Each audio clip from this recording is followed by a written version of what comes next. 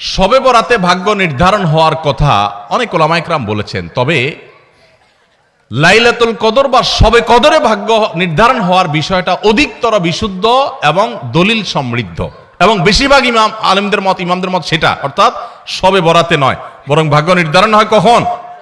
শবে কদরে।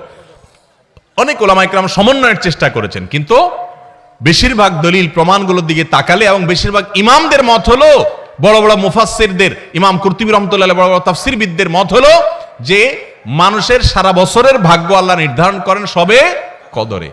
যাই হোক, যখনই আল্লাহ রাব্বুল আলামিন ভাগ্য নির্ধারণ করেন, বিশেষ শবে কদর ঠিক করেন, তার দলিল কি? কোরআনে কারিমে একটা সূরা আছে, নাম হলো সূরা দুখান, আয়াত নম্বর 3 এবং 4।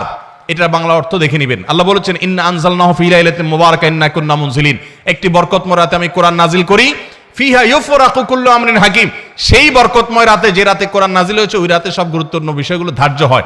বরকতময় রাতে যে কোরআন নাজিল হয়েছে, সেই রাত কোনটা? শবে বরাত না শবে কদর? কারণ কোরআনে সূরা কদরে আল্লাহ বলছেন, ইন্না আনজালনাহু ফি লাইলাতিল কদর, তাই লাইলাতুল কদরে কোরআন নাজিল হয়, আর সেই রাতে আল্লাহ গুরুত্বপূর্ণ বিষয়গুলো ধার্য করে। এখান থেকে বোঝা যায় শবে কদর ভাগ্য নির্ধারণ হয়। যাই হোক, যখনই হয়, আমরা ভাগ্যে যেন ভালো কিছু পাই, আমাদের ভাগ্য যেন সুপ্রসন্ন হয়, নসিবে যেন ভালো কিছু লেখা হয়, বাজেটে যেন ভালো কিছু থাকে, আমরা চাই না? কি করলে আমাদের নসিবে ভালো কিছু হবে? আমরা আজকে কয়েকটি আমলের কথা বলবো। নাম্বার 1, প্রথম আমল হলো ঈমান এবং তাকওয়ার চর্চা করতে হবে সারা বছর জুড়ে। এক রাত্রে যায় মসজিদে কান্নাকাটি করে আল্লাহকে এটি দোয়া দরুদ করে একটু ভাগ্য ঠিক করে সারা বছর আপনি টোটো করে ঘুরে বেড়াবেন, এটা বোকার স্বর্গে বাস করার সমান।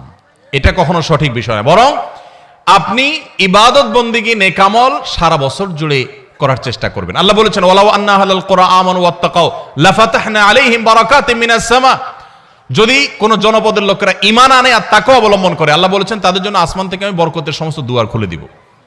এই জন্য আপনি আল্লাহর প্রতি ঈমান আনবেন এবং হারাম থেকে বেঁচে চলবেন, আল্লাহর নির্দেশগুলো মেনে চলবেন, আল্লাহ আপনার জীবনে বরকত দিবেন এবং আল্লাহ তাআলা আপনার ভাগ্যে ভালো কিছু দিবেন। সবচেয়ে বড় ভালো কিছু পাওয়া হলো মানসিক প্রশান্তি, সেটা আল্লাহ তাআলা দিবেন, জান্নাত তো আছেই। 2 নম্বর আমল হলো ইস্তেগফার করবেন, গুনাহ মাফ চাইবেন, আস্তাগফিরুল্লাহ ওয়া আতুবু ইলাইহি। যারা বেশি বেশি পড়ে, আল্লাহ তাদের রিজিকে বরকত দান করে, ইনকামে বরকত দান করে। আল্লাহ বলেছেন, ওয়া ইয়ামদুদুকুম বিআমওয়ালিন ওয়া বানিন, যারা ইস্তেগফার করে তাদেরকে আল্লাহ সম্পদ এবং সন্তান দিয়ে সমৃদ্ধ করেন, তাদের ভাগ্য ভালো কিছু হয়। এজন্য বেশি বেশি আস্তাগফিরুল্লাহ পড়বেন, আস্তাগফিরুল্লাহ আস্তাগফিরুল্লাহ, যত রকমের ইস্তেগফার আছে পড়বেন। 3 নম্বর হলো রেজা বিল কাজা, আল্লাহ যা দিয়েছেন এর উপর সন্তুষ্ট থাকবেন, আলহামদুলিল্লাহ বলবেন, যা পাইছি আলহামদুলিল্লাহ। আলহামদুলিল্লাহ বললে কি হবে? আল্লাহ বলেছেন, লা ইন শাকারতুম লা আযীদান্নাকুম, যদি তোমরা নিয়ামত যা পাইছো শুকর আদায় করে আরো বাড়ায় দিব। তাহলে আপনার ভাগ্যে যদি আরো বেশি কিছু থাকুক আপনি চান, তাহলে সেক্ষেত্রে আপনার শুকরিয়া আদায় করা শিখতে হবে। 3 নম্বর। 4 নম্বর হলো সাদাকা, দান সাদাকা, এটা বিপদ আপদ থেকে মানুষকে রক্ষা করে, মানুষের জীবনে বরকত এনে দেয়, এজন্য সাধ্য অনুযায়ী দান সাদাকা করা। 5 নম্বর হলো আল্লাহর কাছে দোয়া করা।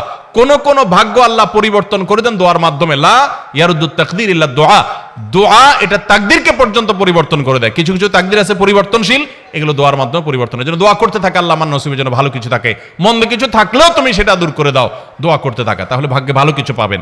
এবং 6 নম্বর হলো আত্মীয়তার বন্ধন রক্ষা করা। বুখারীর হাদিস, নবী সাল্লাল্লাহু আলাইহি ওয়াসাল্লাম বলেছেন, মান সাররাহু আইয়ুবসাতা লাহু ফি রিজকিহি আও ইউনসা লাহু ফি আথারিহি ফালিয়াসিল রাহিমা, যে ব্যক্তি চায় তার হায়াতে আল্লাহ বরকত দেখ, তার রুজিতে বরকত দেখ, সেজন্য আত্মীয়তার সম্পর্ক রক্ষা করে। চেষ্টা করব না ইনশাআল্লাহ। এই 6টা কাজ আবার আমি বলছি এক নজরে। 1, আল্লাহর প্রতি ঈমান আনা এবং তাকওয়া অবলম্বন করা, সারা বছর গুনাহ থেকে বেঁচে থাকা, 5 ওয়াক্ত নামাজ ইত্যাদি পড়া।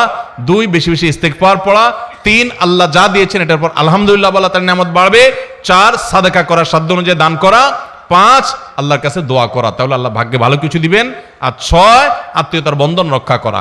এর পাশাপাশি চেষ্টা করবেন নামাজ শেষ, ফাইদা কুদিয়াতিস সালাহ ফান্তাশিরু ফিল আরদি ওয়াবতাগু মিন ফাদলিল্লাহ, আপনি ছড়ায় পড়বেন রুটি রুজি তালাশ করার জন্য, আল্লাহ তাআলা বরকত দিবেন। চেষ্টাও করবেন, দোয়াও করবেন, ইনশাআল্লাহ আল্লাহ তাআলা ভাগ্যে ভালো কিছু দিবেন, ভাগ্য সুপ্রসন্ন হবে, নসিব ভালো কিছু আসবে। চেষ্টা করবেন ইনশাআল্লাহ।